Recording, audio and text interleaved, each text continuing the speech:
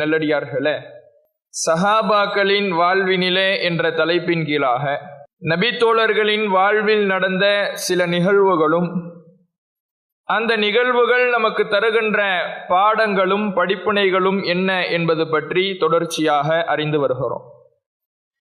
அந்த வகையில் நேற்றைய தினம் சஹாபாக்கள் பெற்றோராக இருக்கின்ற பொழுதும் அவர்கள் பிள்ளைகளாக இருக்கின்ற பொழுதும் எப்படி தங்களுடைய உறவை பேணினார்கள், பெற்றோராக இருந்த சஹாபாக்கள் பிள்ளைகளிடத்தில் எவ்வாறு நடந்து கொண்டார்கள், எப்படி அவர்களை மார்க்க அடிப்படையில் உருவாக்கினார்கள், பிள்ளைகளாக இருந்தோர் பெற்றோருக்கு எவ்வாறெல்லாம் நல்லுபகாரம் செய்தார்கள் என்பது போன்ற தகவல்களை எல்லாம் அவர்களுடைய வரலாற்று நிகழ்வுகளையும் அது தருகின்ற பாடங்களையும் நாம் அறிந்தோம்.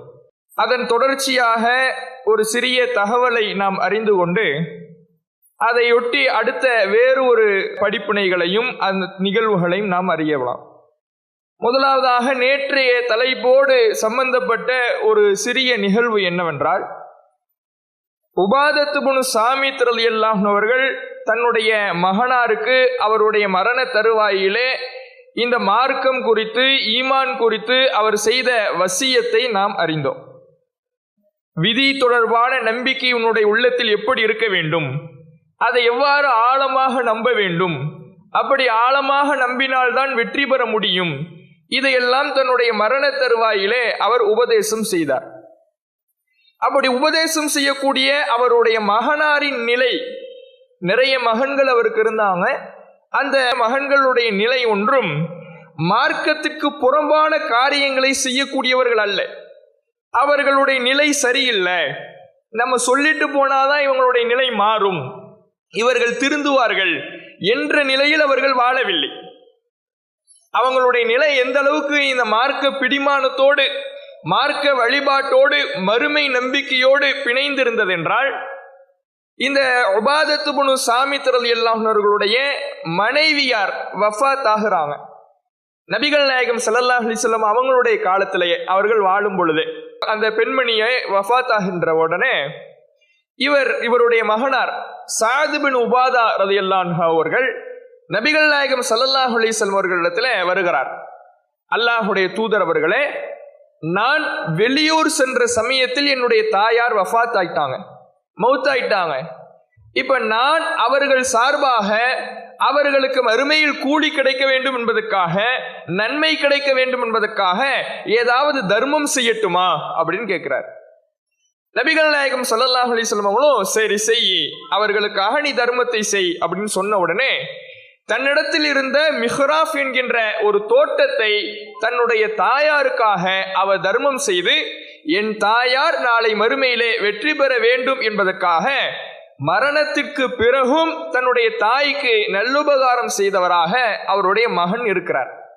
இவ்வளவு இஸ்லாத்தோடு மார்க்கத்தோடு பெற்றோருக்கு நல்லுபகாரம் செய்கின்ற மார்க்க பிடிமானம் உள்ள மறுமை சிந்தனை உள்ள இறையை கூலியை எதிர்பார்க்கின்ற பிள்ளையாக இருந்தாலும் நான் சொல்லிவிட்டு செல்வது கடமை என்ற நினைப்பின் காரணத்தினால் அந்த உபாதத் இப்னு சாமித் ரலியல்லாஹு அவர்கள் தன்னுடைய மரண தருவாயில தன்னுடைய மகனாருக்கு உபதேசம் செய்கிறார். சிந்திச்சு பாருங்க, நாம நம்முடைய பிள்ளைகளை எல்லாம் என் பிள்ளை எனக்கு நல்லவன், என் பிள்ளை எந்த தப்பும் செய்ய மாட்டான், என் பிள்ளை வழி தவறி சென்று விட மாட்டான் என்று அளவு கடந்த நம்பிக்கை வைப்போம். நம்பிக்கை வைக்க வேண்டியதுதான். ஆனால் நம்முடைய பிள்ளைகளுக்கு நாம் சொல்லக்கூடிய அறிவுரையும் அவர்களின் மீது நாம் வைக்க வேண்டிய கண்காணிப்பும் தான் அவர்களை நல்வழிப்படுத்தி அவர்களை நேரான வழிக்கு கொண்டு வந்து சேர்க்கும். இந்த உபாதத் இப்னு சாமித் ரலியல்லாஹு அவர்கள் தன்னுடைய மகனார் மார்க்க பிடிப்புள்ள இளைஞராக இருந்தாலும், தன்னுடைய மகனார் மறுமை சிந்தனை உள்ள இளைஞராக இருந்தாலும், தன்னுடைய தாயார் வஃபாத்தான பிறகு கூட அவர்களுக்கு நல்லுபகாரம் செய்கின்ற நல்ல பிள்ளையாக வாழ்ந்து அவர்களின் பெயரில் தன்னிடத்தில் இருக்கின்ற சொத்துகை கொடுத்து தர்மமாக கொடுத்து அவர்களுக்கு கூலியடைய செய்கின்ற ஒரு காரியத்தை செய்தாலும் கூட என் மகனுக்கு நான் சொல்ல வேண்டிய கடமை இருக்குது என்பதை அவர் நிறைவேற்றி செல்கிறார். இப்ப நம்முடைய நிலை எடுத்து பாருங்க, நாம எப்படி இருக்கிறோம், நம்முடைய வாழ்க்கை எப்படி இருக்குன்னா, இவர் சஹாபாக்கள்லாம் தங்களுடைய மரண தருவாயில தங்களுடைய மரணத்தை குறித்து நான் மௌத்தாக போறேன், நான் கொஞ்ச நேரத்தில் மௌத்தாயிடுவேன், கொஞ்ச நாள்ல மௌத்தாகிடுவேன், அல்லது நான் கொல்லப்பட்டுடுவேன், அதற்கு முன்னால் நான் உனக்கு சொல்ல வேண்டிய அறிவுரைகளை, சொல்ல வேண்டிய செய்திகளை சொல்லிவிட்டு செல்கிறேன், இப்படி சொன்னாங்க. ஆனா நாம் அப்படி செய்கிறோமா? செய்ய முடியுமா? யோசிச்சு பாருங்க. வீட்டுல போய் நான் மௌத்தாயிட்டேனா அப்படின்னு ஒரு பேச்சு எடுங்க, வாயை மூடுங்க அப்படிம்பாங்க. நான் மௌத்தாயிட்டேன்னா எனக்கு நல்ல நபிவாளி அடிப்படையில தொலை வைங்க. நான் மௌத்தாயிட்டேன்னா என்னுடைய கடனை நிறைவேற்றிடுங்க, நான் செஞ்ச வசியத்தை கடைபிடிங்க. இப்படி நம்முடைய மரணத்திற்கு பிறகு உள்ள விஷயத்தை பற்றி நம்முடைய குடும்பத்தாருக்கு, நம்முடைய மனைவிக்கு, நம்முடைய பிள்ளைகளுக்கு உபதேசம் செய்வதற்காக நான் மௌத்தாயிட்டேன்னா அப்படிங்கிற ஒரு வார்த்தை எடுத்து பாருங்க. அதெல்லாம் நடக்கும் போது பார்த்துக்கலாம். இப்ப அமைதியா இருங்க, வாயை மூடுங்க. மௌத்தை பற்றி பேசுவது கூட கெட்ட காரியமாக, கெட்ட சிந்தனையாகத்தான் இன்றைய இஸ்லாமிய குடும்பங்களில் இருக்கிறது. ஆனால் இப்படி இருக்க வேண்டிய ஒரு முறையா? கண்டிப்பாக பேசியாக வேண்டிய விஷயம். தன்னுடைய மரணத்துக்கு பிறகு இருக்கக்கூடிய விஷயத்தை பற்றி தன்னுடைய குடும்பத்தாரிடத்திலே ஒவ்வொரு மூமினும் பேச வேண்டும். என்னுடைய ஜனாசா நபி வழி அடிப்படையில் அடக்கம் செய்யப்பட வேண்டும், உபதேசம் செய்ய வேண்டும். நான் மரணித்து விட்டால் என்னுடைய கடனை என்னுடைய மகன்களே நீங்கள் பொறுப்பேற்றுக் கொள்ளுங்கள், பேசியாக வேண்டும். நான் மரணித்து விட்டால் இறைவன் எனக்கு மன்னிப்பளிக்கின்ற வகையிலே ஏகத்துவவாதிகளாக எனக்கு தொழுகை நடத்த வேண்டும், உபதேசம் செய்யணும். ஆனா இந்த உபதேசம்லாம் நம்ம பேச்ச கூட எடுக்க முடியலையே. எடுத்து பாருங்க, இன்னைக்கு வீட்டுக்கு போயிட்டு சொல்லி பாருங்க, பேச விடுவாங்களா? மௌத்துங்கிற வார்த்தையை மொழிய விடுவாங்களா? நான் மௌத்தாயிட்டேன்னா அப்படிங்கிற அந்த வார்த்தையை பிரயோகிக்க விடுவாங்களா? விட மாட்டாங்க. ஏனென்றால் அதை ஒரு கெட்ட காரியமாக, கெட்ட நிகழ்வாக பார்க்கிறார்கள். ஒரு மூமின் அப்படி இருக்கக்கூடாது. தன்னுடைய மரணத்திற்கு பின்னால் தன்னுடைய நிலை, தன்னுடைய மரணம், தன்னுடைய ஜனாசா எப்படி புழங்கப்பட வேண்டும், தன்னுடைய கடன் யார் நிறைவேற்ற வேண்டும், இதையெல்லாம் முன்கூட்டியே அவர் சொல்லிவிட்டு செல்ல வேண்டும். அதற்கான ஏற்பாடுகளை ஒவ்வொரு மூமினும் செய்யணும். அந்த குடும்பத்தில் அப்படியான இஸ்லாமிய பழக்கம் உருவாக வேண்டும். தன்னுடைய மரணத்துக்கு பின்னால் என்னெல்லாம் செய்யப்படணும்னு அங்கே பேசப்பட வேண்டும். இதை அந்த சஹாபியினுடைய வரலாறு நமக்கு பாடமாக தருகிறார். மரணத்துக்கு பின்னால என்ன செய்யணும் அவர் சொல்லி கொடுத்துட்டு போறார். தன்னுடைய தாயார் வஃபாத் ஆகிறாங்க, அவங்களுக்கு கூலி கிடைக்க வேண்டும் என்பதற்காக தன்னுடைய தோட்டத்தை அவர்களுக்காக தர்மம் செய்கிறார். நபிகள் நாயகம் ஸல்லல்லாஹு அலைஹி வஸல்லம் அவர்கள் நாம் மரணத்திற்கு பின்னால் அடைந்து கொள்ளுகிற மிகப்பெரிய பொக்கிஷமாக இதைத்தானே சொல்லி காட்டினாங்க. நீங்க மௌத்துக்கு பிறகு ஒன்னத்தை எடுத்துட்டு போக முடியாது. நீங்க கோடி கோடி சம்பாதிக்கலாம், செல்வத்தை தேடி தேடி திரட்டலாம், அழகான மாட மாளிகைகளை உருவாக்கலாம், வாகன வசதிகளோடு வாழலாம். எந்த வசதியும் எந்த வாய்ப்பும் உங்களோடு வராது. உங்களோடு வருவது மூன்றே மூன்று விஷயம்தான். நீங்கள் செய்கின்ற நிலையான தர்மம், நீங்கள் பிறருக்கு சொல்லிக் கொடுத்த கல்வி, அதுதான் இந்த உலகத்தில் இருக்கும். அதுக்கு அடுத்து வலதுன் சாலிஹுன் யதுஉ லஹு, தனக்காக பிரார்த்திக்கின்ற நல்ல குழந்தை. ஒரு நல்ல பிள்ளைய விட்டுட்டு போறதுதான் ஒரு மனிதன் விட்டுட்டு போகிற மிகப்பெரிய சொத்து. நீங்க சம்பாதிக்கிற பொருளாதாரமோ, கோடியோ, வீடோ, வாகனமோ, அது நல்ல சொத்து இல்ல. நீங்க விட்டுட்டு போற சொத்துல உங்க புள்ளதான் நல்ல சொத்து. அந்த பிள்ளையை வலதுன் சாலிஹுன், நல்ல பிள்ளையா உருவாக்கணும். நல்ல பிள்ளையாக அவர்களை வளர்க்க வேண்டும். இரையச்சம் உள்ளவர்களாக, மார்க்க சிந்தனை, மறுமை சிந்தனை உள்ளவர்களாக. ஏன் நானும் மறுமையில அல்லாஹ்விடத்தில் குற்றவாளியா நிற்க கூடாது? ஏன் தகப்பனார் அவருடைய விசாரணையும் சுமூகமாக செல்ல வேண்டும். கபரிலே அவருடைய கேள்வி கணக்கு லேசாக்கப்பட வேண்டும். நாளை மறுமையிலே அவருடைய இருப்பிடம் சுமணமாக அமைய வேண்டும். இதை விரும்புகின்ற குழந்தையாக நம்முடைய குழந்தை இருக்கணும். அதுக்கு என்ன பண்ணணும்? நாம உயிரோடு இருக்கும் பொழுதே இது குறித்தெல்லாம் பேசணும். மௌத்துக்கு பிறகு என்ன நடக்கணுங்கிறத பேசணும். பேசினா மட்டும்தான் நம்முடைய மரணத்திற்கு பிறகு நமக்கு பாவ மன்னிப்பு கிடைக்கின்ற வகையிலே ஏகத்துவவாதிகளால் நபி வழி அடிப்படையிலே நம்முடைய ஜனாசா தொழுகை நடத்தப்படும். பல பேரை பார்க்கிறோம், வேதனையாக இருக்கிறது. தௌஹீதுவாதிகளாக வாழ்ந்தவர்கள், ஏகத்துவவாதிகளாக இந்த உலகத்தில் வாழ்ந்தவர்கள், ஆனால் வாழுகிற பொழுது குடும்பத்தாரிடத்தில் சரியான முறையிலே ஏகத்துவத்தை சொல்லாததின் விளைவாக அல்லது தன்னுடைய பிள்ளைகளிடத்தில், தன்னுடைய குடும்பத்தாரிடத்தில் என்னுடைய மரணத்திற்கு பின்னால் ஏகத்துவத்தின் அடிப்படையிலே, நபிவழியின் அடிப்படையில் தான் என்னுடைய ஜனாசா அடக்கம் செய்யப்பட வேண்டும், தொலை வைக்கப்பட வேண்டும் என்பதை அவர்களுக்கு உபதேசம் செய்யாததின் காரணமாக காலம் காலமாக தௌஹீத்வாதியாக, ஏகத்துவாதியாக இருந்து பல தியாகங்களை செய்து, பல புறக்கணிப்புகளை சந்தித்து, பல எதிர்ப்புகளை கடந்து, பல தியாகங்களை செய்தவருக்கு ஏகத்துவவாதிகளால் அவருக்கு பாவ மன்னிப்பு கேட்க முடியாத நிலையில இணை வைப்பவர்கள் தொலை வைக்கக்கூடிய நிலை, இணை வைப்பு நடக்கின்ற இடத்தில் அவருக்கு தொலை வைக்கக்கூடிய நிலை, அவருக்காக ஏகத்துவாதிகள் பாவ மன்னிப்பு கேட்க முடியாத ஒரு கவலைக்குரிய சூழல் எல்லாம் இன்றைக்கு நடக்கிறது, அமைகிறது என்றால் அதற்கு காரணம் நாம் உயிரோடு இருக்கும் பொழுதே நம்முடைய மரணத்துக்கு பின்னால் என்ன நடக்கணுங்கிறத நம்முடைய குடும்பத்துக்கு உபதேசிக்காதுதான். அதை செய்யணுங்கிறத இந்த வரலாற்று செய்திகள் நமக்கு உணர்த்துகிறது என்பதை அறிந்து கொள்ள வேண்டும். இது நாம நேற்றைய தினம் பார்த்ததனுடைய ஒரு சிறிய தொடர்ச்சி.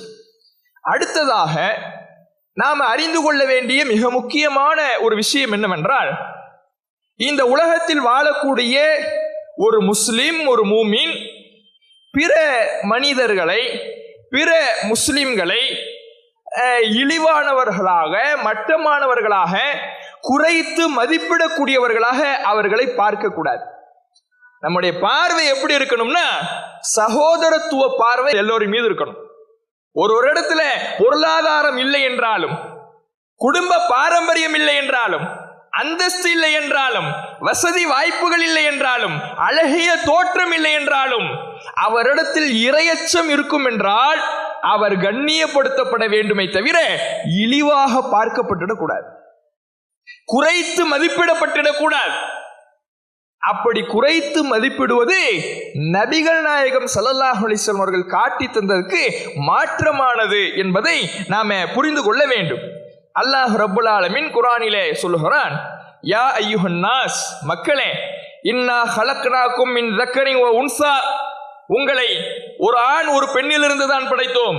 வஜஅல்னாக்கும் ஷுஊபன் வகபாயில லிதஆரஃபு, உங்களை கிளைகளாகவும் கோத்திரங்களாகவும் நாம் ஆக்கியிருப்பதற்கு காரணம் நீங்கள் அறியப்பட வேண்டும் என்பதற்காக. இந்த தெருவை சார்ந்தவர், இந்த குடும்பத்தை சார்ந்தவர் அப்படின்னு நீங்க அடையாளப்படுத்தப்படணுங்கிறதுக்காகத்தான் பல கிளைகளாக, கோத்திரங்களாக உங்களை ஆக்கியிருக்கிறோம். ஆனால் அந்த கிளைகளை வைத்தோ, கோத்திரங்களை வைத்தோ நீங்கள் ஒருவர் சிறந்தவர், ஒருவர் உயர்ந்தவர், கண்ணியத்திற்குரியவர், இழிவானவர், குறைத்து மதிப்பிட வேண்டியவர், ஒடுக்கப்பட வேண்டியவர் என்று முடிவு செய்வதற்கு அல்ல. இன்ன அக்ரமக்கும் இன்தல்லாஹ் அத்காக்கும், உங்களில் மிக கண்ணியத்திற்குரியவர், அந்தஸ்தில் உயர்ந்தவர் யார் என்றால், உங்களில் யார் அதிக இரையச்சமோடு வாழ்கிறார்களோ அவர்கள்தான் அல்லாஹ்விடத்தில் சிறந்தவர். உங்க பொருளாதாரத்தினால் உயர்ந்து விட முடியாது, உங்களுடைய தோற்ற அமைப்பினால் உயர்ந்து விட முடியாது, அந்தஸ்தினால் உயர்ந்து விட முடியாது. யாரிடத்தில் இரையச்சம் இருக்கிறதோ அவர்தான் அல்லாஹ்விடத்தில் உயர்ந்த அந்தஸ்தை பெற முடியும் என்று அல்லாஹ் ரப்புல் ஆலமீன் குர்ஆனிலே சொல்லி காட்டுகிறார். ஆனால் இன்றைக்கு சில தவறான பழக்கங்கள், சில தவறான கெட்ட குணங்கள் இன்றைக்கு முஸ்லிம்களிடத்திலே, சிலரிடத்திலே ஊடுருவி இருப்பதை பார்க்கிறோம். ஒரு மனிதர் அந்தஸ்தில் குறைந்தவராக, பாமரராக, ஏழையாக, பின்தங்கியவராக இருந்தார் என்றால் அவரிடத்தில் பழகுகிற பழக்கம் என்பது வேறு முறையாக இருக்கிறது. பொருளாதாரத்தில் உயர்ந்தவராக, நன்மதிப்பு பெற்றவராக, அந்தஸ்தில் உயர்ந்தவராக இருந்தார் என்றால் அவரிடத்தில் பழகுகிற பழக்க வழக்கம் வேறு மாதிரியாக இருக்கிறது. சலாம் சொல்றதை கூட அப்படி மாத்திட்டாங்களே. ஒரு மனிதர் ஒரு சமுதாயத்தில் ஒரு பேர் போனவர், பேர் போன குடும்பத்தில் வந்தவர், பேர் போன பகுதியை சார்ந்தவர், உயர்ந்த அந்தஸ்தை உடையவர், பணக்காரர், செல்வந்தர், பட்டங்கள் பெற்றவர், அப்படியான ஒரு மனிதர் நம் முன்னால வந்தார்னா அவர் நம்மளை பார்க்கலைன்னா கூட அவரை தேடி போய் சலாம் சொல்றது, சலாம் அலைக்கும், நல்லா இருக்கீங்களான்னு அப்படியே கூனி குறுகிறது. இதுவே ஒரு மனிதர் ஏழையாக, வசதியில் குறைந்தவராக, பின்தங்கியவராக, அந்தஸ்தில் குறைந்தவராக இருப்பார்னா இவர்கிட்ட சலாம் சொன்னா கூட இவர் கண்டுப்பதே கிடையாது. அவர் பட்டுக்கு சலாம் சொல்லுவாரு, இவர் பட்டுக்கும் இப்படி தலையாட்டிட்டு போறதை பார்க்கிறோம். இப்படி சலாமை சொன்னார்களா? பழக்க வழக்கத்தை இப்படியா நபிகள் நாயகம் கற்றுக் கொடுத்தார்கள்? நபி தோழர்களுடைய வாழ்க்கையின் மூலமாக இஸ்லாம் நமக்கு ஒரு பாடத்தை கற்றுத் தருகிறது. நபிகள் நாயகம் ஸல்லல்லாஹு அலைஹி வஸல்லம் அவர்கள் ஒரு பாடத்தை நமக்கு உணர்த்துகிறார்கள். இங்கே ஒடுக்கப்படுபவர்கள் அல்லாஹ்விடத்தில் ஒடுக்கப்பட்டவர்கள் அல்ல. இங்கே பொருளாதாரத்தில் பின்தங்கியவர்கள் அல்லாஹ்விடத்தில் அந்தஸ்தில் குறைந்தவர்கள் அல்ல. இங்கே குடும்ப பாரம்பரியம் இல்லாதவர்கள் அல்லாஹ்விடத்திலே கண்ணியத்தில் குறைந்தவர்கள் அல்ல. இங்கே ஒடுக்கப்பட அந்த மன வருத்தம், அந்த சங்கடங்கள், அந்த வருத்தங்களை எல்லாம் ஒரு மனிதன் பொறுமை காத்து ஈமானோடு இறையச்சத்தோடு வாழுகிற பொழுது அந்த இறையச்சத்தின் மூலமாக அந்த மனிதன் அல்லாஹ்விடத்திலே உயர்ந்த அந்தஸ்தை பெறுகிறான். இதை ரசூலுல்லாஹ் நமக்கு அழகாக கற்றுத்தராங்க வரலாற்றின் மூலமாக. அல்லாஹ்வுடைய தூதர் அவர்களுடைய காலத்துல ஜாஹிர் அப்படிங்கிற ஒரு நபி தோழர் இருக்கிறார். ஜாஹிர் ரலியல்லாஹு அன்ஹு அவர்கள், இவர் ஒரு கிராமப்புறத்தை சார்ந்தவர். ஜாஹிர் ரலியல்லாஹு அவர்கள் நபிகள் நாயகம் ஸல்லல்லாஹு அலைஹி வஸல்லம் அவர்களை சந்திக்க வருவார். தன்னுடைய கிராமத்திலிருந்து புறப்பட்டு மதீனாவுக்கு வந்து ரசூலுல்லாஹ்வை பார்த்து அவர்களுக்கு வரும் பொழுதே தன்னுடைய கிராமத்தில் கிடைக்கக்கூடிய சில பொருட்களை எல்லாம் எடுத்து வந்து அன்பளிப்பெல்லாம் வழங்குவார். மதீனாவுக்கு வருகின்ற பொழுது மதீனாவுடைய கடை வீதியில் நின்று வியாபாரம் செய்வார். இப்படியான பழக்கம் உள்ள ஜாஹிர் ரலியல்லாஹு அவர்கள், அவரை பற்றி சொல்லுகிற பொழுது அவர் அந்த சமுதாயத்தில் எப்படி பார்க்கப்பட்டார் என்றால், வகான ரஜுலன் தமீமன், அவர் ஒரு இழிவுபடுத்தப்பட்ட ஒடுக்கப்பட்ட மனிதராக அந்த சமுதாயத்தில் பார்க்கப்பட்டார். இந்த தமீம் என்கின்ற வார்த்தைக்கு பல அர்த்தங்கள் சொல்லுவாங்க. பொருளாதாரத்தில் நலிவடைந்தவராக இருப்பார், உடல் தோற்றத்தில் நலிவடைந்தவராக இருப்பார், உடல் சிறுத்தவராக இருப்பார். இப்படி அந்த அந்தஸ்தில், பொருளாதாரத்தில், முக தோற்றத்தில் உட்பட மிக பின்தங்கிய ஒரு மனிதரா இருப்பார். அப்படியான ஒரு நபித்தோழர் தான் ஜாஹிர் ரலியல்லாஹு அவர்கள். இவர் நபிகள் நாயகம் ஸல்லல்லாஹு அலைஹி வஸல்லம் அவர்கள் அதிகம் நேசிப்பவர்களாக இருந்தார்கள். கான ரசூலுல்லாஹி ஸல்லல்லாஹு அலைஹி வஸல்லம் யுஹிப்புஹு, அல்லாஹ்வுடைய தூதர் அவர்கள் அவரை அதிகம் நேசித்தார்கள். ஒரு முறை ரசூலுல்லாஹ் பார்க்க வரார். நபிகள் நாயகம் ஸல்லல்லாஹு அலைஹி வஸல்லம் அவர்களை பார்த்துட்டு கடை வீதிக்கு போறார். போய் அங்க வியாபாரம் பண்ணிக்கிட்டு இருக்கிறார். அவர் கொண்டு வந்த பொருளை எல்லாம் விற்பனை செஞ்சுக்கிட்டு இருக்கிறார். நபிகள் நாயகம் ஸல்லல்லாஹு அலைஹி வஸல்லம் அவங்க என்ன பண்றாங்கன்னா, இவர் அந்த பக்கம் பார்த்து விற்பனை செஞ்சுக்கிட்டு வியாபாரம் பண்ணிக்கிட்டு இருக்கும் பொழுது ரசூலுல்லாஹ் அவருக்கு பின்னாடியே போறாங்க. மெதுவாக போறாங்க. அவர் திரும்பிடக் கூடாதுங்கிறதுக்காக சைலண்டா போறாங்க. அவர் ரசூலுல்லாஹ்வை பார்த்துடக் கூடாதுங்கிறதுக்காக மெதுவா போய் அவருடைய இந்த கையுக்குள்ள தன்னுடைய கையை விட்டு ரசூலுல்லாஹ் அவரை இப்படி பிடிச்சிடுறாங்க. அவருடைய கையை இப்படி பிடிச்சி இப்படி லாக் பண்ணிட்டா என்ன ஆகும், அவரால் திரும்ப முடியாது. இப்படி பிடிச்ச உடனே ஆளு பயந்து நடுங்கிறார். ஏன், ஏற்கனவே எல்லாம் இந்த ஜாஹிர் ரலியல்லாஹு அவர்களை ஒரு மாதிரியா பார்த்துக்கிட்டு இருக்கிறார். ஒரு மாதிரியா பார்த்துட்டு இருக்கும் பொழுது இப்படி ஒரு ஆள் வந்து திடீர்னு பிடிச்சா, ஆஹா யாரோ வந்து நம்மளை பிடிச்சிட்டோம், நம்ம கதி அவ்வளவுதான், பயந்துடுறார். அவர் சொல்றாரு, பயந்த பிடித்த உடனே பயந்து அவர் சொல்லுகிறார், என்னை விட்டுடுங்க, என்னை யார் இப்படி பிடித்தது, என்னை விட்டு விடுங்கள் என்று அவர் அந்த நேரத்தில் அர்சில்னி அப்படின்னு அந்த ஜாஹிர் ரலியல்லாஹு அவர்கள் சொல்லுகிறார். சொல்லிட்டு திரும்ப முயற்சி பண்றாரு. யார் இது நம்மளை இப்படி பிடிச்சிருக்கிறது எப்படின்னு முண்டி அடிக்கிறார். ரசூலுல்லாஹ்வுடைய பிடியிலிருந்து தப்பிக்க பார்க்கிறார். ஒரு கட்டத்துல வேகமா திரும்புறாரு. ரசூலுல்லாஹ் தான் நம்மளை பிடிச்சிருக்கிறாங்கன்னு தெரிஞ்சிடுச்சு. அதுக்கப்புறம் ஆடலை, அதுக்கப்புறம் முண்டி அடிக்கல, இந்த கட்டிலிருந்து வெளியே வரணும்னு நினைக்கல. ரசூலுல்லாஹ் தானே பிடிச்சிருக்கிறாங்க, நான் யாரோ ஏதோன்னு பயந்துட்டேன், ரசூலுல்லாஹ் தான் பிடிச்சிருக்கிறாங்கன்னு சொன்ன உடனே அவர் அப்படியே நிக்கிறார். ஆனா ரசூலுல்லாஹ் என்ன தெரியுமா பண்றாங்க, நிக்கிறது எங்க நிக்கிறாங்க, சந்தை கடை வீதி விற்பனை செஞ்சுக்கிட்டு இருக்கிறார். அந்த நேரத்தில் இப்படி பிடிச்சு ரசூலுல்லாஹ்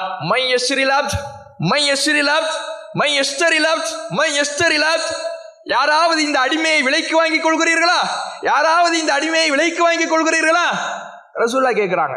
நிக்கிறது எங்க, மார்க்கெட்ல, சந்தையில நின்னுட்டு இவரை பிடிச்சி யாராவது இந்த அடிமையை விலைக்கு வாங்கிங்கப்பா ரசூலுல்லாஹ் சொல்றாங்க. அவ்வளவு அந்யோன்யமாக அவரிடத்தில் விளையாடுகின்ற வகையிலே அல்லாஹ்வுடைய தூதர் அவர்களுடைய நேசம், பாசம் அவரின் மீது இருந்தது. ஆனா அவருடைய வார்த்தையை பாருங்க. ரசூலுல்லாஹ் அப்படி செஞ்சுட்டாங்களா, ரசூலுல்லாஹ் செஞ்ச உடனே அவருடைய வார்த்தையை வெளிப்படுத்துறாரு. அந்த வார்த்தை அவருடைய உள்ளம் எவ்வளவு சங்கடங்களை இந்த சமுதாயத்தில் சந்தித்திருக்கிறது, எவ்வளவு அந்த மனிதர் ஒடுக்கப்பட்டிருக்கிறார், ஓரங்கட்டப்பட்டிருக்கிறார் என்று அவருடைய வார்த்தை சொல்லுகிறார். அப்படி ரசூலா சொன்ன உடனே அவர் கேட்கிறார், யா ரசூலல்லாஹ், அல்லாஹ்வுடைய தூதரே, இதன் வல்லாஹி தஜிதுனி காசிதா, நீங்களும் என்ன ஒண்ணுக்கும் உதவாதவனா பார்க்க ஆரம்பிச்சிட்டீங்களா அப்படிங்கிறார். நீங்களும் என்ன மட்டமானவராக பார்க்க ஆரம்பிச்சிட்டீங்களா அப்படிங்கிறார். ஒரு மனிதனுடைய உள்ளத்துல எவ்வளவு வேதனை இருந்தால் இப்படியான வார்த்தை வரும். சுற்றிருப்பவர்கள் எல்லாம் ஒடுக்குகிறார்கள், அடக்க நினைக்கிறார்கள், ஓரங்கட்ட நினைக்கிறார்கள், புறக்கணிக்கிறார்கள். நட்பு கொள்ள யாரும் இல்லை.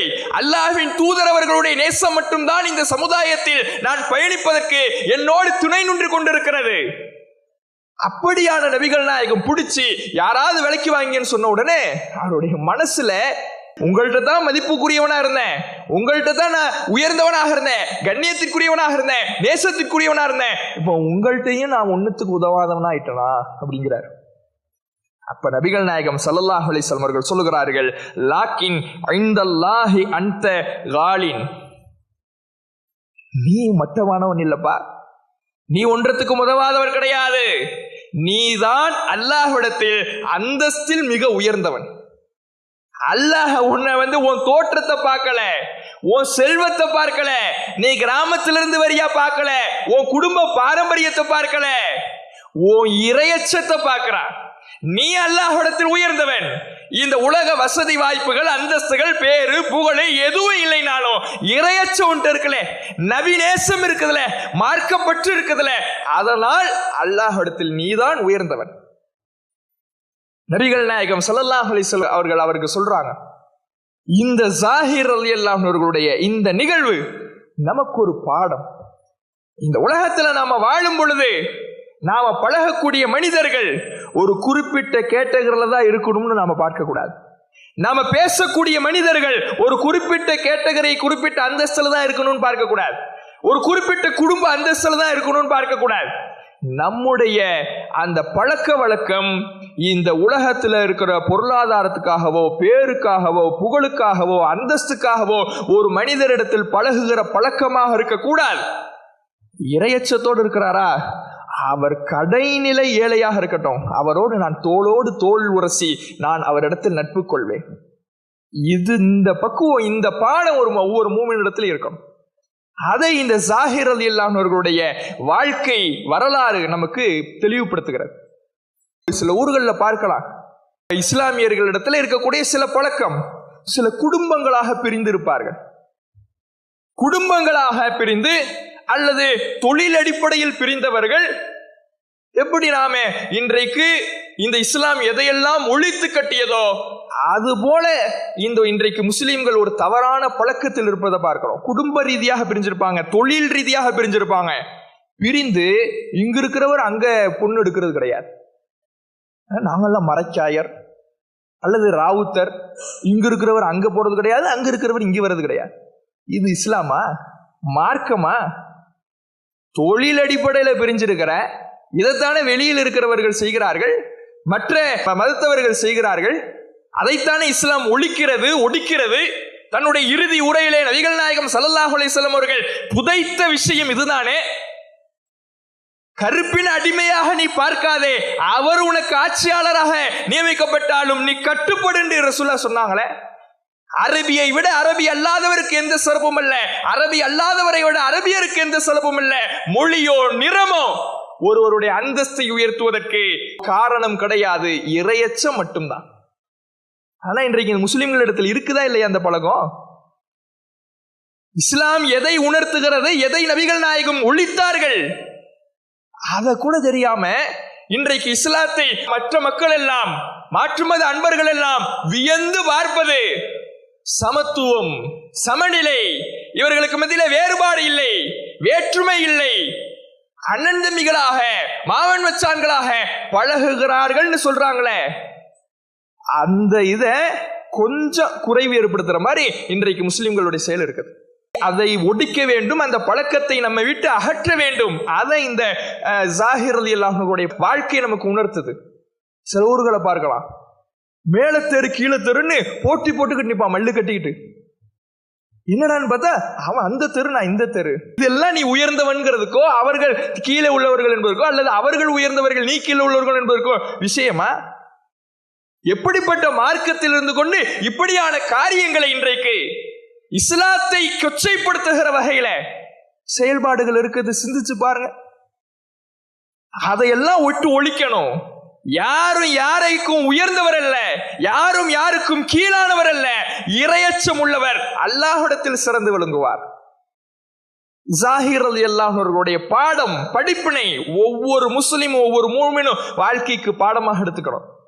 ரசூலுல்லாஹ்வுடைய பழக்க வழக்கத்தை நாம பாடமாக எடுத்துக்கொள்ள வேண்டும். இன்னொரு வரலாறு இதே பாடத்தை நமக்கு உணர்த்துகிறது.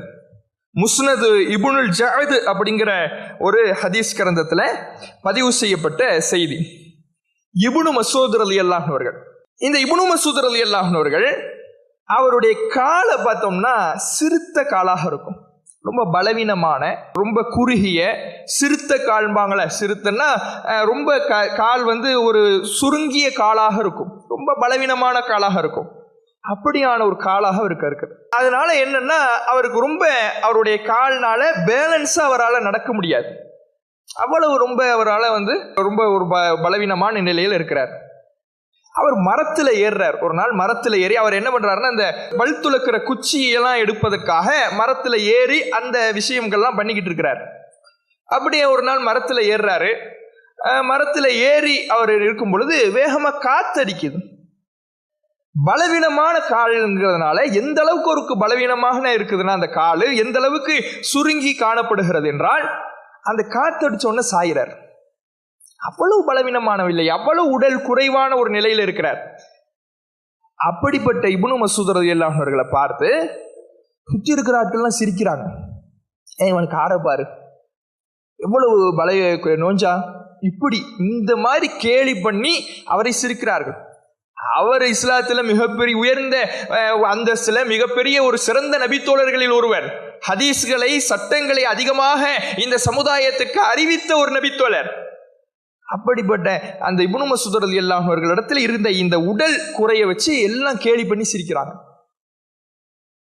உடனே ரசூல்லா அங்கு அல்லாஹ்வுடைய தூதர் அவர்கள் இவங்க கேலி பண்ணி சிரிக்கிறத பார்த்து அவருடைய இந்த குறைக்கு ஆறுதல் வார்த்தை ரசூல்லா சொல்றாங்க, ஹுமா ஃபில் மீசான் அஸ்கலு மின் உஹத். இந்த ரெண்டு காலை பார்த்து தானே இன்னைக்கு சிரிக்கிறாங்க, உன் குறைய பார்த்து தானே இன்னைக்கு உன்னை கேலி பண்றாங்க, உன்னை இழிவா கருதுறாங்க, உன்னை மட்டமா பார்க்கிறாங்க. இந்த இரண்டு கால்கள் மறுமையிலே நன்மை தீமையை எடை போடுகிற தராசில் இந்த கால்களின் காரணமாக உஹது மலையை விட ஒரு எடையை உன்னால் அடைந்து கொள்ள முடியும். இந்த மக்கள் உன்னை கேலியா பார்க்கலாம், உன் உடல் குறையினால் கேலி செய்யலாம், உன்னை குறைத்து மதிப்பிடலாம், இழிவாக பார்க்கலாம்.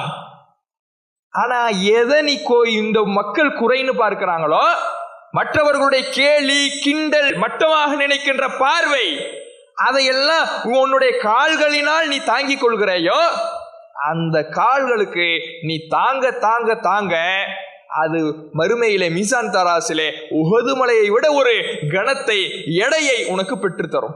ரசூலுல்லாஹ் சொல்றாங்க. எவ்வளவு பெரிய அந்தஸ்துன்னு பாருங்க. இந்த சமுதாயத்தில் புறக்கணிக்கப்படுகிறார்.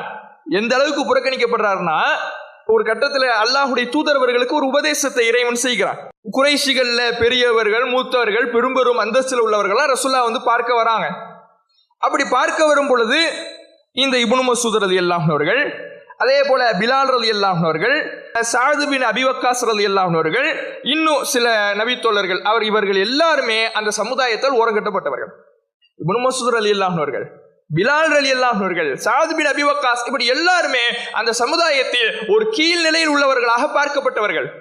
இவங்கெல்லாம் ரசூலுல்லாஹ்வோடு இருக்கும் பொழுது குறைஷிகள் குலத்தவர்கள், மேல்தர மக்களாக பார்க்கப்பட்டவர்கள் இவங்கெல்லாம் நாங்க வரும்பொழுது இவங்களெல்லாம் பக்கத்தில் நிக்க வச்சுக்கிட்டு இருக்காதீங்க, அப்படின்னா எங்க அந்தஸ்து என்ன ஆகிறது, அதனால அவங்களெல்லாம் அனுப்புங்க, இப்படிங்கிற மாதிரி பேசுறாங்க.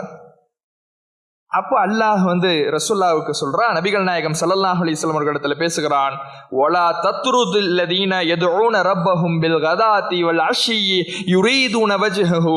தன் இறைவனின் முகத்தை மட்டும் நாடி காலையிலும் மாலையிலும் அல்லாஹ்வை நினைக்கிறார்களே, அழைக்கிறார்களே, பிரார்த்திக்கிறார்களே, அந்த நன்மக்களை நீங்கள் ஒருபோதும் விரட்டி விடாதீர்கள். அவன் அல்லாஹ்வுடைய முகத்துக்காக உங்க கூட இருக்கிறான், இறைவனை வணங்கி கொண்டிருக்கிறான், பிரார்த்தித்துக் கொண்டிருக்கிறான். அந்தஸ்து பார்த்து, உயர்வு தாழ்வு பார்த்து இவனை நீங்க விரட்டிடாதீங்க, இவர்கள் நன்மக்கள் என்று அல்லாஹ் தஆலா திருமறை குர்ஆனிலே இந்த இப்னு மஸ்ஊத் ரலியல்லாஹு அன்ஹு தொடர்பாக வசனமும் அருள்கிறான். எவ்வளவு பெரிய அந்தஸ்துன்னு பாருங்க. சமுதாயத்தில் புறக்கணிக்கப்படுகிறார், ஒரு கேலி செய்யப்படுகிறார். இந்த கேலி செய்யறது ஒரு பக்கம் இருக்கட்டும், அவர் சந்தித்த நிகழ்வு இன்னைக்கு நாம எடுத்துங்க. ஒரு மனிதரை பார்க்கின்ற பொழுது நாம பார்க்கின்ற சில பார்வை கூட ஒரு மனிதனுடைய உள்ளத்தை காயப்படுத்தும். நபிகள் நாயகம் ஸல்லல்லாஹு அலைஹி வஸல்லம் அவங்க சொன்னாங்க, ஒரு மனிதனுக்கு போதுமான பாவம் என்னன்னா யஹ்கீர அஹாஹுல் முஸ்லிம், தன்னுடைய முஸ்லிமான சகோதரனை மட்டமாக இழிவாக பார்ப்பது, இழிவாக நினைப்பது. ஒரு முஸ்லிமுக்கு போதுமான பாவத்தை அது பெற்று தந்துடும். நிறைய பாவத்தை, போதுமான பாவம்னா என்ன, அது இருந்தாலே போதும், நீ க்ளோஸ் மறுமையில. அவ்வளவு போதுமான பாவத்தை எது பெற்று தரும்னா, ஒரு முஸ்லிமான சகோதரனை நீ மட்டமா நினைச்சினா, மட்டமா பாத்தினா, அது உனக்கு போதுமான பாவத்தை பெற்று. அவ்வளவு பெரிய ஒரு நிலையை அல்லாஹுடைய தூதர்கள் எச்சரிக்கிறாங்க. இன்னைக்கு ஒரு மனிதருடைய உள்ளத்தை காயப்படுத்துவதற்கு சொற்க பயன்படுத்துவது ஒரு புறம், அவரை மட்டமா நாம நினைச்சு நடத்துறது, ட்ரீட் பண்றது ஒரு புறம், நாம பார்க்கிற ஒரு இழிவான ஒரு பார்வை கூட அவருடைய மனசுல காயத்தை ஏற்படுத்தும். அலட்சியமாக அவரை பார்த்தால், புறக்கணிக்கின்ற வகையில அவரை பார்த்தால், அது கூட ஒரு மனிதனுடைய உள்ளத்தை காயத்தை ஏற்படுத்தும். அது ஒரு முஸ்லிம்கிட்ட இருக்கலாமா, ஒரு மூமின்ட்ட இருக்கலாமா? அவர் எதுல வேணாலும் சிறியவராக இருக்கலாம், பின்தங்கியவராக இருக்கலாம். இறையச்சம் இருக்கிற பொழுது, முஸ்லிமாக இருக்கிற பொழுது அவர் அல்லாஹ்விடத்தில் உயர்ந்த அந்தஸ்தை பெறுகிறார். இதே போல இன்னொரு மனிதரை நபிகள் நாயகம் ஸல்லல்லாஹு அலைஹி வஸல்லம் காலத்துல பார்க்கிறோம், ஜுலைபிப் ரலியல்லாஹு அன்ஹு அவர்கள்.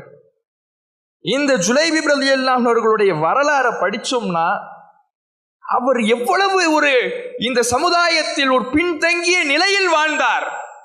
இறுதியில் இறைவனிடத்திலே ஓங்கி உயர்ந்து நின்றார், நபிகள் நாயகத்திடத்தில் அந்தஸ்து பெற்றவராக இருந்தார். இதை நாம் அறிந்து கொள்ளலாம்.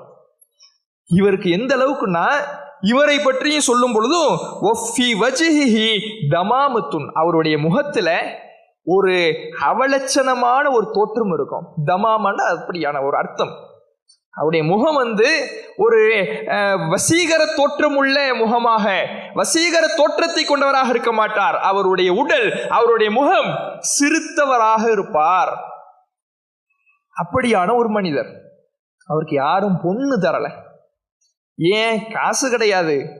உடல் தோற்றம் ஒரு லட்சணமான தோற்றம், வசீகர தோற்றம் இருக்குதான்னு பார்த்தா அதுவும் இல்ல. குறைஷி குலம் மாதிரி பெரிய குடும்பத்திலிருந்து வந்தவர் இருக்கா? இல்ல. எல்லாத்திலையும் பின்தங்கிய ஒரு மனிதரா இருக்கிறார். பொண்ணு யாரும் கொடுக்கல. கல்யாண வயசை தாண்டி போகுது, பொண்ணு கிடைக்கல. அப்ப நபிகள் நாயகம் ஸல்லல்லாஹு அலைஹி வஸல்லம் அவர்கள் அவருக்கு பொண்ணு பார்க்க போறதுக்கு முன்னாடி அவர்கிட்ட கேட்கிறாங்க. அல்லாஹ்வுடைய தூதரவர்கள் திருமணத்தை பற்றி அவரிடத்தில் பேசுகிறார்கள், திருமணத்தை பற்றி எடுத்து சொல்லுகிறார்கள். அப்ப அவர் எந்த அளவுக்கு திருமண விஷயத்துல புறக்கணிக்கப்பட்டிருக்கிறாருன்னா, ரசூல்லா திருமணம் பண்ணிக்கோ அப்படின்னு எடுத்து சொல்லும் பொழுது அவர் சொல்றாரு, இதன் தஜிதுனி காசிதா, அல்லாஹ்வுடைய தூதரே என்ன கேலி பண்றீங்களா, என்ன ஒண்ணுக்கு உதவாதவனா பார்க்கிறீங்களா அப்படிங்கிறார். ஏன்? யாரு பொண்ணு தருவா? திருமணம் முடிச்சுக்கிறேன், திருமணம் முடிச்சுக்கோன்னு சொல்றீங்க, யாரு பொண்ணு தருவா? அப்ப ரசூல் அவருக்கு சொல்லுகிறார்கள், கைர அன்னக இன்தல்லாஹி லஸ்த பிகாசித், அப்படிலாம் ஒண்ணு இல்ல, நீ அல்லாஹ்விடத்துல உயர்ந்தவன், சிறந்தவன். நீ அல்லாஹ்விடத்துல ஒன்றுமில்லாதவர் கிடையாது, நஷ்டவாளி கிடையாது, அல்லாஹ்விடத்தில் உயர்ந்த அந்தஸ்தை பெற்றவர். ரசூலுல்லாஹ் சொல்லிட்டு அவருக்காக பொண்ணு பார்க்க வராங்க. வழியில ஒரு மனிதரை பார்க்கிறாங்க. பொண்ணு பார்க்க போகும் பொழுது இவர் கூட வரல, ரசூலுல்லாஹ் மட்டும் போறாங்க. இவருக்கு ஒரு பொண்ணு பார்க்கிறதுக்காக ஒரு மனிதரை சந்திக்கிறார்கள். அவரிடத்துல நபிகள் நாயகம் ஸல்லல்லாஹு அலைஹி வஸல்லம் அவர்கள் பேசுகிறார்கள், ஜவ்விஜ்னி இப்னதக், உங்க மகளை எனக்காக திருமணம் முடிச்சு கொடுங்களேன் அப்படிங்கிறாங்க. ரசூலுல்லாஹ் இப்படி வார்த்தை இப்படி சொன்ன உடனே எனக்காக ரசூலுல்லாஹ் திருமணம் முடிச்சு கொடுங்க அப்படிங்கிறாங்க ரசூலுல்லாஹ். அவர் என்ன நினைச்சுக்கிட்டாங்கன்னா, ரசூலுல்லாஹ் அவங்க திருமணம் முடிச்சுக்கிறதுக்காக நம்ம மகளை கேட்கிறாங்க அப்படின்னு நினைச்சுக்கிட்டார். ரசூலுல்லாஹ் தான் திருமணம் முடிச்சுக்கிறதுக்காக நம்ம மகளை பொண்ணு கேட்கிறாங்க போல, இதை விட வேற என்ன சந்தோஷம் இருக்க முடியும்னு சந்தோஷத்துல குதிக்கிறார். அல்லாஹ்வுடைய தூதரே, இதை விட எனக்கு மகிழ்ச்சி வேற என்ன இருக்க முடியும், என் கண்கள் எல்லாம் குளிர்ந்து விட்டது, சந்தோஷத்துல மேலும் கீழும் கொதிக்கிறார். ரசூலுல்லாஹ் நமக்கு மறுமணம் வரப்போறாங்களே. அப்ப ரசூலுல்லாஹ் நிப்பாட்டு முகப்பா, எனக்காக நான் கேட்கல, வலாக்கின் லி ஜுலைபிப், ஜுலைபுக்காக நான் கேட்கிறேன். ஓ மகளை நான் பெண்ணு கேட்கிறேன்னா நான் திருமணம் முடிச்சுக்கிறதுக்காக கேட்கல, ஜுலைபிற்காக கேட்கிறேன். சொன்ன உடனே அவரு, அல்லாஹ்வுடைய தூதரே, எதுனாலும் என் மனைவிட்ட ஒரு ஆலோசனை கேட்டுக்கிறேன். ரசூலுல்லாஹ் தான் மாப்பிள்ளைன்னு அவர் நினைச்சப்ப மனைவிட்ட ஆலோசனை கேட்கணுங்கிறதெல்லாம் தோணல, ஜுலைபிபுங்கிற ஒரு பேரை தான் கேட்கிறார். அந்த பேரை கேட்டவுடன் என் மனைவிட்ட எதுனாலும் ஒரு வார்த்தை கேட்டுக்கிறேனே அப்படிங்கிறார். அப்படின்னா என்ன, விருப்பம் இல்லைங்கிறத வேறு வார்த்தையில சொல்றார். வீட்டுக்கு போறார், மனைவிட்ட போறார். ரசூலுல்லாஹ் வந்துடுறாங்க. மனைவிட்ட போய் இவர் ரசூலுல்லாஹ் சொல்ற மாதிரியே சொல்றார், ரசூலுல்லாஹ் நம்ம மகளை பொண்ணு கேட்டாங்க அப்படிங்கிறார். அவங்களும் கடுமையான சந்தோஷம், இதை விட நமக்கு வேற என்ன சந்தோஷம் இருக்க முடியும், நம்ம கண்கள் எல்லாம் குளிர்ந்துடுச்சு அப்படி இப்படின்னு அவங்களும் கடுமையா பேசுறாங்க. அப்ப அவர் சொல்றாரு, ரசூலுல்லாஹ் அவங்களுக்காக ஒண்ணும் கேட்கல, ஜுலைபிபுக்காக கேட்கிறாங்க. அப்ப அவங்களுக்கு கோபம், ஒரு கடுமையான வார்த்தையை பயன்படுத்துகிறார்கள். பயன்படுத்தி ஜுலைபிபா, ஜுலைபிபுக்கு ஏன் மகளா, அதெல்லாம் முடியாது அப்படின்னு இவங்க ரெண்டு பேருக்கும் மத்தியில பேச்சு ஓடுது. அப்ப யார ரசூலுல்லாஹ் பொண்ணு கேட்டாங்களோ அந்த இளம்பெண் அங்க வராங்க. இவங்க ரெண்டு பேருடைய மகளார் வராங்க. வந்து என்ன விஷயம், என்ன பேச்சு ஓடிக்கிட்டு இருக்குதே அப்படின்னு கேட்கிறாங்க. அப்ப ரசூலுல்லாஹ் பொண்ணு கேட்ட சம்பவம், ஜுலைபிபுக்காக கேட்ட சம்பவம், அதையெல்லாம் பெற்றோர் வந்து அவங்களிடத்துல சொல்றாங்க. சொன்ன உடனே அந்த பெண்ணினுடைய நபி நேசத்தை பாருங்க, மார்க்க பற்ற பாருங்க. அவங்க தன்னுடைய பெற்றோர்கிட்ட கேட்கிறாங்க, தருத்துன அலா ரசூலில்லாஹி ஸல்லல்லாஹு அலைஹி வஸல்லம் அம்ரஹு, ரசூலுல்லாஹ் ஒரு ஆலோசனை சொல்லியிருக்க, அதை நீங்க மறுக்க போறீங்களா? ரசூலுல்லாஹ் என்ன ஜுலைபிபுக்கு திருமணம் முடிச்சு கொடுக்க சொல்லி ஆலோசனை சொல்லிட்டாங்க, அதை நீங்க மறுக்க போறீங்களா? பெற்றோர்கிட்ட கேட்கிறாங்க. இது ஃபஊனி, என் வாழ்க்கையை அவரிடம் ஒப்படையுங்கள். லம் ஃபலா துலையுனி ஃபைன்னஹு லம் யுலையுனி, அவர் என்னுடைய வாழ்க்கையை நாசமாக்கிட மாட்டார். ரசூலுல்லாஹ் சொல்லுற சஜஷன் என் வாழ்க்கையை நாசமாக்காது, நபி சொல்லுகிற பரிந்துரை என் வாழ்க்கையை நாசமாக்காது. அவர்கள் சொல்லுகிற பரிந்துரை ஏற்றுக்கொள்ளுங்கள், என் வாழ்க்கையை அவரிடம் ஒப்படையுங்கள், அவர் என் வாழ்க்கையை நாசமாக்கிட மாட்டார். எப்படியான நபி நேசம்னு பாருங்க. ரசூலுல்லாஹ் மார்க்க விஷயமாக அல்லாஹ்விடமிருந்து ஒரு குர்ஆனை ஹதீஸை சொல்லுகிற பொழுது அதை கட்டாயம் ஏற்று நடக்க வேண்டும். உலக ரீதியாக ஒரு ஆலோசனை சொன்னா அதை ஏற்கவும் செய்யலாம், மறுக்கவும் செய்யலாம், இது மார்க்கத்துல உள்ளது. ஆனா இந்த பெண்மணி ரசூலுல்லாஹ் சொல்ற ஆலோசனைக்கு மறுக்கின்ற உரிமை எனக்கு இருந்தாலும் கூட நான் மறுக்க மாட்டேன். ரசூலுல்லாஹ் ஒரு ஆலோசனை சொன்னால் கூட அதற்கு மீறி நடக்க மாட்டேன். அதை நீங்க மறுக்க பாக்குறீங்களா? சொன்னது யார்? நபிகள் நாயகம். அவர்களுடைய ஆலோசனை நீங்க முரண்பட பாக்குறீங்களா? என் வாழ்க்கையை அவர்கிட்ட ஒப்படைங்க ஜுலைபிபிட்ட. அவரிடத்தில் காசு இல்லாமல் இருக்கலாம், வசீகர தோற்றம் இல்லாமல் இருக்கலாம், குடும்ப பாரம்பரியம் இல்லாமல் இருக்கலாம், மார்க்கம் இருக்கிறது, நபி நம்பி இருக்கிறார்கள். என் வாழ்க்கையை அவரிடம் ஒப்படையுங்கள், அவர் என் வாழ்க்கையை நாசமாக்கிட மாட்டார். இப்படி சொன்ன உடனே அதுக்கப்புறம் திருமணமும் முடிச்சு வைக்கிறாங்க. திருமணம் முடிச்சதுக்கு பிறகு ஒரு போர் ஒன்று வருது. ஒரு போரை ரசூலுல்லாஹ் அறிவு பண்றாங்க. போர் வருது. இந்த போருக்கு இந்த ஜுலைபிப் ரலியல்லாஹு அன்ஹு புறப்பட்டு போறார். யாரும் பொண்ணு கொடுக்கல. யாரும் பொண்ணு கொடுக்காத போது அந்த பெண்மணி, அந்த இளம்பெண், இவருடைய கரம் பிடித்து திருமணம் முடித்துக் கொண்டார்கள். திருமணம் ஆயிடுச்சு, யாரும் பொண்ணு கொடுக்கல, நிம்மதியா வாழலாம், அவ்வளவுதான் அவங்களுக்கு முடிச்சிருச்சு. அல்லாஹ்வின் தொடர்பை அறுத்து கொள்ளவில்லை. போருன்னு அறிவிப்பு பண்ண உடனே போறார், டைரக்டா போருக்கு போறார். போய் அங்க போர் நடந்து முடிஞ்சிடுச்சு. போரில் கொல்லப்பட்டவர்களுடைய பிரேதங்கள் எல்லாம் எடுத்து வந்து அடிக்கப்படுகிறது. அல்லாஹ்வுடைய தூதரவர்களின் முன்னால் சஹாபாக்கள் எல்லாம் ஒன்று குழுமுகிறார்கள், கேட்கிறார்கள், ஹல் தஃப்கிதுன மின் அஹத், எல்லோரும் வந்து விட்டீர்களா அல்லது யாரேனும் காணுமா, யாரையேதும் தவற விட்டு விட்டீர்களா? ரசூலுல்லாஹ் கேட்கிறாங்க. சஹாபாக்கள் சொல்லுகிறார்கள், நஃப்கிது ஃபுலானம் வ ஃபுலானம் வ ஃபுலானா, அல்லாஹ்வுடைய தூதரே இன்ன இன்ன ஆட்களை காணும். ஃபத்லுபூஹும் ஃபில் கத்ரா, அப்படி என்றால் அவர்கள் கொல்லப்பட்டவர்களில் கிடக்கிறார்களா, போய் தேடிவிட்டு வாருங்கள். போறாங்க, தேடுறாங்க. காணாமல் போன சஹாபாக்கள் எல்லாம் கொல்லப்பட்ட உடல்களாக கிடக்கிறார்கள். உடல்களை எடுத்து வருகிறார்கள். மீண்டும் அல்லாஹ்வுடைய தூதர்கள் கேட்கிறார்கள், ஹல் தஃப்கிதுன மின் அஹத், இப்போது யாரையாவது தவற விட்டு விட்டீர்களா அல்லது எல்லோரும் வந்தாச்சா, எல்லோருடைய உடலும் எடுத்து வரப்பட்டு விட்டதா? ஆமம்மா அல்லாஹ்வுடைய தூதரே, நாங்கள் அனைவரும் ஒன்று குழுமி விட்டோம், இப்போது யாரையும் நாங்கள் தவற விடவில்லை. அப்போ ரசூலுல்லாஹ் சொல்றாங்க, நீங்க யாரையும் தவற விடல, ஆனால் அஃப்கிது ஜுலைபிபன், நான் என் அன்பு தோழர் ஜுலைபிபை தவற விட்டு விட்டேன். அவரை காணவில்லை, அவர் எங்கே என்று தெரியவில்லை, அவருடைய உடல் என் கண்களுக்கு தென்படவில்லை, அவரை நீங்கள் போய் தேடிவிட்டு வாருங்கள். போய் தேடுறாங்க. சஹாபாக்கள் சல்லடை போட்டு அலசுகிறார்கள். போய் பார்க்கின்ற பொழுது எதிரிகள், முஷ்ரிக்கீன்கள், இணை வைப்பாளர்கள் 7 பேருடைய உடல் அவருடைய ஒரு உடலை சுற்றி கிடக்கிறது. 7 எதிரிகளை, எவர் இந்த சமுதாயத்தால் புறக்கணிக்கப்பட்டாரோ, இந்த சமுதாயத்தால் இழிநிலையில் தள்ளப்பட்டாரோ, ஒடுக்கப்பட்டாரோ, ஓரங்கட்டப்பட்டாரோ, அந்த ஜுலைபிப் ரலியல்லாஹு அவர்கள் இறைவனுடைய பாதையிலே போரிட்டு இறைவனின் அதிக அந்தஸ்தை பெறுவதற்காக, நேசத்தை பெறுவதற்காக 7 எதிரிகளை, தன்னை தாக்க வந்தவர்களை வெட்டிவிட்டு எதிரிகளால் கடைசியில் அவரும் கொல்லப்பட்டு 7 எதிரிகளை சுற்றி இருக்க அவருடைய உடல் கிடக்குது. சஹாபாக்கெல்லாம் ஆச்சரியப்பட்டு அதிசயப்பட்டு ரசூலுல்லாஹ்ட்ட ஓடி வந்து சொல்றாங்க, அல்லாஹ்வுடைய தூதரே, நாங்கள் அவரை பெற்றுக்கொண்டு விட்டோம். அவர் எப்படி கிடக்கிறார் தெரியுமா, அந்த காட்சி எப்படி இருக்கிறது தெரியுமா, 7 எதிரிகளை வீழ்த்தி விட்டு இவர் எதிரிகளால் வீழ்த்தப்பட்டு கிடக்கிறார். ரசூலுல்லாஹ் வராங்க, அவருடைய உடலை பார்க்கிறார்கள்.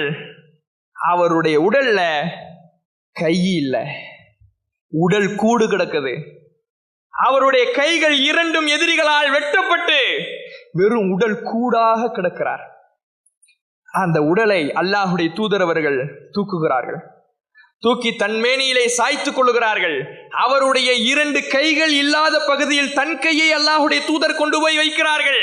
அவருடைய கைகள் இல்லாத இடத்தில் தன் கையை வைத்து பூர்த்தி செய்கிறார்கள். பூர்த்தி செய்து தன் மேனியில் சாய்த்து கொண்டு அல்லாஹ்வுடைய தூதரவர்கள் அந்த சமுதாய மக்களுக்கு மத்தியிலே பிரகடனம் செய்கிறார்கள், ஹாதா மின்னி வ அன மின்ஹு, ஹாதா மின்னி வ அன மின்ஹு, ஹாதா மின்னி வ அன மின்ஹு. இதோ கொல்லப்பட்டு கிடக்கிறாரே இந்த ஜுலைபிப், கைகளற்று வெறும் ஒரு ஜடமாக கிடக்கிறாரே, கூடாக கிடக்கிறாரே, இந்த ஜுலைபிப் என்னை சார்ந்தவர், நான் அவரை சார்ந்தவன். அவர் என்னில் ஒருவர், நான் அவரில் ஒருவன். அவர் என்னை சார்ந்தவர், நான் அவரை சார்ந்தவன் என்று அல்லாஹ்வுடைய தூதரர்கள் கண்ணீர் சிந்தி அந்த நேரத்தில் சொல்றாங்க. கடைசியிலே அவருக்கு கஃனிடப்படுகிறது.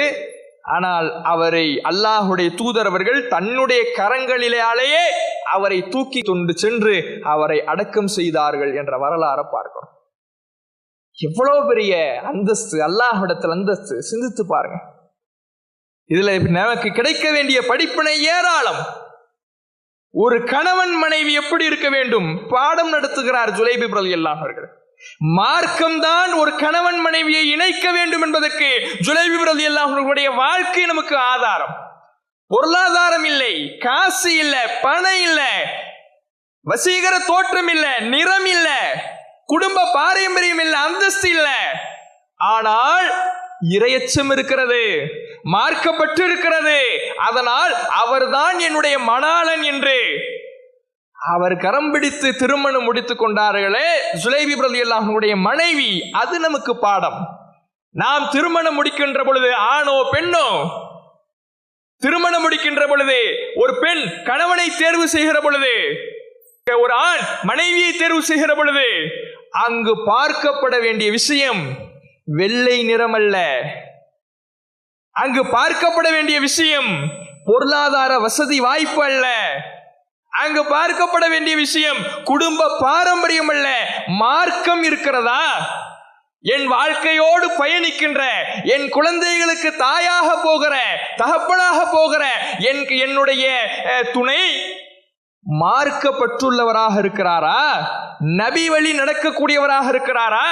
இறை வார்த்தையை கட்டுப்பட்டு நடக்கக்கூடியவராக இருக்கிறாரா? ஹராம் ஹலால் பேணக்கூடியவராக இருக்கிறாரா?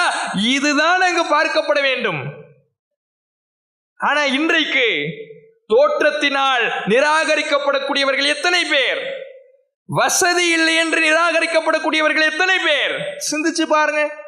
அல்லாஹ்வுடைய தூதரவர்கள் சொன்னார்கள், இது போன்று மார்க்கத்தை பின்னுக்கு தள்ளிவிட்டு, மார்க்கத்திற்கு முக்கியத்துவம் கொடுக்காமல் செல்வத்திற்காக அழகிற்காக நீ திருமணம் முடிப்பாய் என்றால் தரிபத்தியதாக்க உன் கை நாசமாகட்டும் நாங்க சொல்லலாம். இந்த பெண்மணி, இந்த ஜுலைபி ரலியல்லாஹு அன்ஹுடைய மனைவி, இருவருடைய திருமண வாழ்வு மார்க்கத்தை அடிப்படையாக கொண்டு இணைந்தது. வேற எந்த எதிர்பார்ப்பும் கிடையாது. திருமணம் முடியுது, இவர்களுக்கு மத்தியிலே அந்த இணைப்பு, பிணைப்பு, குடும்பம் நடந்து கொண்டிருக்கிறது. அல்லாஹ்வின் அழைப்பு வந்துவிட்டால், மார்க்கம் என்று வந்துவிட்டால், மார்க்க வழிக்கு நான் புறப்பட்டு செல்லுகிறேன். ஜுலைபி ரலியல்லாஹு அன்ஹு அவர்கள் புறப்பட்டு வருகிறார், பாடுபடுகிறார். இஸ்லாத்தை ஏற்றவர், முஸ்லிமாக வாழ்பவர். அவருடைய அந்தஸ்து என்பது அவருடைய மார்க்க ஈடுபாட்டினாலும் இறையச்சத்தினாலும் தான் கிடைக்கிறது என்பதற்கு அழகான உதாரணம் அல்லாஹ்வுடைய தூதரவர்கள் அதைத்தான் நமக்கு சொல்லி காட்டுறாங்க. இன்னல்லாஹ லா யன்துரு இலா சுவரிக்கும் வ அம்வாலிக்கும். அல்லாஹ் உங்களுடைய முக தோற்றங்களை பார்க்க மாட்டான், உங்களுடைய செல்வங்கள் எவ்வளவு இருக்கிறது என்று பார்க்க மாட்டான். வலாக்கின் யன்துரு இலா குலூபிக்கும் வ அமாலிக்கும். உங்க உள்ளம் எப்படி இருக்கிறது அதைத்தான் அல்லாஹ் பார்ப்பான். உங்கள் செயல்பாடுகள் எப்படி இருக்கிறது அதைத்தான் அல்லாஹ் பார்ப்பான். உள்ளத்தில் இறையச்சம் இருக்கிறதா? செயல்பாடுகளில் இறை பயம் இருக்கிறதா? இறை வழிகாட்டல் இருக்கிறதா? இறை கட்டளைகள் பிரதிபலிக்கிறதா? இதுதான் அல்லாஹ் உங்களிடத்தில் பார்க்கின்ற விஷயமே தவிர, நீங்கள் உங்களிடத்தில் முக தோற்றத்தை வைத்து, வெளிப்புற தோற்றத்தை வைத்து அல்லாஹ்விடத்தில் வெற்றி அடைந்து விட முடியாது. காசு பணத்தை வைத்து, பொருளாதாரத்தை வைத்து, சொத்துபத்தை வைத்து, அந்தஸ்தை வைத்து அல்லாஹ்விடத்தில் வெற்றி அடைந்து விட முடியாது. உள்ளம் செயல், இதுதான் அல்லாஹ்விடத்தில் வெற்றியை பெற்று தரும். ஆனா இன்றைக்கு இறைவன் எதை கவனிக்கிறானோ அதை நாம் விட்டு விடுகிறோம். வெளிப்புற தோற்றங்களுக்கும் செல்வ வசதி வாய்ப்புகளுக்கும் இன்றைக்கு முக்கியத்துவம் கொடுத்து ஒரு மனிதன் திருமணத்திற்கு அணுகப்படுகிறான் என்றாலும், பழக்க வழக்கத்திற்கு அணுகப்படுகிறான் என்றாலும், இந்த விஷயங்கள் எல்லாம் புறக்கணிக்கப்பட்டு உலக விஷயங்களுக்கு முக்கியத்துவம் கொடுக்கப்படுது என்றால், அதெல்லாம் இல்லாத மனிதர்கள், உலக விஷயங்கள் எல்லாம் இல்லாத மனிதர்கள் இழிவாக பார்க்கப்படுகிறார்கள் என்றால், அது நபிகள் நாயகம் காட்டி தந்ததற்கு எதிரானது. அந்தஸ்தின் உயர்வு என்பது இறையச்சத்தை வைத்துதான். இதை இந்த ஜுலைபி ரலியல்லாஹு அன்ஹுடைய வரலாறும் நமக்கு ஒரு பாடத்தை கற்றுத் தருகிறது. இதற்கு பின்னால பார்க்கிறோம், கணவர் கொல்லப்பட்டுட்டாரு. அந்த ஜுலைபி ரலியல்லாஹு அன்ஹுடைய மனைவி, அவர்களுடைய பெயர் கூட வரலாற்றில் பொறிக்கப்படவில்லை. அவங்க தான் மதினாவில் இருந்த விதவை பெண்களில், கணவனை இழந்த பெண்களில் மதினாவிலேயே அதிகம் பொருளாதாரத்தை தர்மம் செய்கின்ற, தான தர்மத்தை செய்கிற கொடை வள்ளலாக திகழ்ந்தார்கள். கணவன் போயிட்டாலும் என்னுடைய மார்க்க தொடர்பு குறைஞ்சிடாது. கணவன் உயிரால் இறை வழியிலே பாடுபட்டார், நான் பொருளாதாரத்தால் இறை வழியிலே பாடுபடுகிறேன். இதான இஸ்லாமிய குடும்பம். இஸ்லாமிய குடும்பம் என்கின்ற பொழுது இருவருக்கு மத்தியிலே மன பரஸ்பரம், மன ஒற்றுமை எப்படி இருக்கணும்னா, மார்க்கம் தான் நமக்கு முக்கியம். இந்த பரஸ்பர ஒற்றுமை இன்றைக்கு இருக்கக்கூடிய குடும்பங்களில் வந்துவிட்டால் பிரச்சனைகளுக்கு வேலை இல்லை, சண்டை சச்சரவுகளுக்கு வேலை இல்லை. ஒற்றுமை நிலவும், சந்தோஷம் நிலவும், மகிழ்ச்சி நிலவும். இறை நினைவு மறக்கடிக்கப்படுகிற பொழுது, உலக ஆசை மிகைக்கிற பொழுதுதான் குடும்பங்கள்ல பிரச்சனை நிலவுது. உலகத்துக்கு முக்கியத்துவம் கொடுக்கும் பொழுதுதான் இருவருக்கு மத்தியிலே பிணக்கங்கள் ஏற்படுகிறது. சண்டைகள் வருகிறது, குடும்பங்கள் பிரிவதற்கு காரணமாக அமைகிறது. மார்க்கம் தான் முக்கியம், முதலிடம் மார்க்கம் தான். இதை கொடுத்து பாருங்க, நபி வழிபடி நடக்கணுங்கிறத உணர்த்தி பாருங்க. 2 பேரும் அப்படி வரணும். நன்மைகள் செய்வதில் நாம போட்டி போடணும்னு வரணும். அப்பதான் கணவனிடத்துல பொருளாதாரம் இல்லாத பொழுது கூட மனைவி அந்த சூழலை புரிந்து கொண்டு நடப்பார். மனைவிக்கு கொடுக்க வேண்டிய அந்தஸ்தை கணவன் கொடுப்பார். இப்படி மார்க்கம் இருந்தாதான் அந்த குடும்பம் சந்தோஷமா அமையும். இந்த ஜுலைபி ரலியல்லாஹுடைய குடும்பம் இஸ்லாத்தை முன்னிறுத்தி நடந்தது. அதனாலதான் கணவன் உயிரால் இறைவனுடைய வழியிலே அர்ப்பணம் செய்கிறார், மனைவி பொருளாதாரத்தால் அர்ப்பணம் செய்கிறார். இந்த அர்ப்பணம் தான், இந்த வழிதான் அல்லாஹ்விடத்தில் அந்தஸ்தை உயர்த்தி தரும்.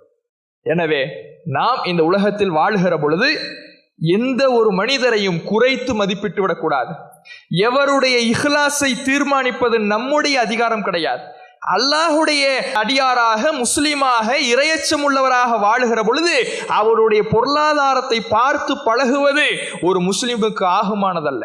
அந்தஸ்தை பார்த்து பழக்க வழக்கத்தை ஏற்படுத்திக் கொள்வது ஒரு முஸ்லிமுக்கு சரியான முறையான பழக்கம் அல்ல. இறையச்சத்தோடு இருந்தால் அனைவரையும் இன்முகத்தோடு வரவேற்று, இன்முகத்தோடு சிரித்து, புன்முறுவலோடு அவர்களிடத்தில் பழகக்கூடியவர்களாக இருக்க வேண்டும். அந்த புன்முறுவலை கூட, ஒருவரை பார்த்து நாம் பூக்கின்ற புன்முறுவலை கூட மட்டமாக நினைத்துவிடக் கூடாது. இதுதான் ரசூலுல்லாஹ் நமக்கு காட்டி தருகிற வழி. அதற்கு எடுத்துக்காட்டாகத்தான் இந்த நபி தோழர்களுடைய வாழ்க்கை வரலாறுகள் நமக்கு பாடமாக இருக்கிறது. இந்த பாடத்தை நம்முடைய வாழ்க்கைக்கு எடுத்துக்கொள்வோம். இன்ஷா அல்லாஹ் நாளைய தினம் நபி தோழர்களுடைய வாழ்வு நமக்கு கற்றுத்தருகிற, நாம் இதுவரை பார்த்த அனைத்து தகவலை விட மிக முக்கியமான ஒரு தகவலோடு சந்திப்போம். அஸ்ஸலாமு அலைக்கும்.